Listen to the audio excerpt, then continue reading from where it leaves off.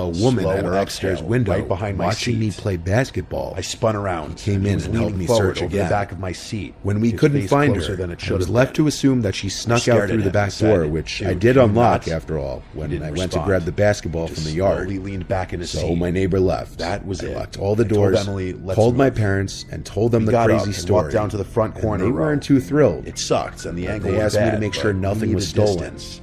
I did could just barely that. focus on the and movie luckily, anymore. it seemed Just anything kept that was glancing worth back every something couple was of still in minutes. place. And every time I looked So back now there, fast forward he was to that staring night. straight at us. I went to sleep after didn't checking the budge. house one more time Around just for halfway peace of through the mind. movie, we heard It footsteps. was hard to fall asleep, though. He was coming down the My steps. mind was racing for obvious Emily reasons. grabbed my arm, and we both Most held people still. can't relate to seeing a stranger at their Footsteps stopped window a few inside rows of their above house. us. We didn't But turn around. my restlessness I don't helped know me how out long in he this stood there. situation, and I here's didn't why. dare look. I was finally starting to drift away slightly. Then I heard some noises from the other side of me. I had the fan on above me, so the room wasn't dead silent, and that's why I didn't immediately turn to my other side at the first sound I heard. But the sound started to sound human-like. I turned to my other side, and there she was, getting out from under my bed. She stood up tall above the bed, and I screamed so loud, louder than earlier before. I jumped out of my bed and tackled her to the floor and had my hand around her throat, asking her who she was. My doorbell rang, my neighbor again. I picked the tall, dirty-looking woman up off the floor and dragged her to the front door with me as she struggled and scratched at me. I still have 2 scars on my right arm from her claws. I opened my front door to my neighbor again, and he let himself in and helped me restrain the woman. This was when I called the police. The whole time we waited for the police, the woman was screaming and cursing at my neighbor and I, threatening us too. The best way to put it, she looked and acted like a meth head currently suffering from withdrawals. When the police arrived, one of the officers knew exactly who the woman was. They had dealt with her multiple times before. Her name was conveniently Karen. It was satisfying to watch her be brought into the back of the police car. I let my neighbor know how grateful I was for him coming so quickly to help. And that night, my mind continued to race. But instead of being completely freaked out, which I still was a little, I felt this overwhelming feeling of satisfaction. And I can't fully explain why.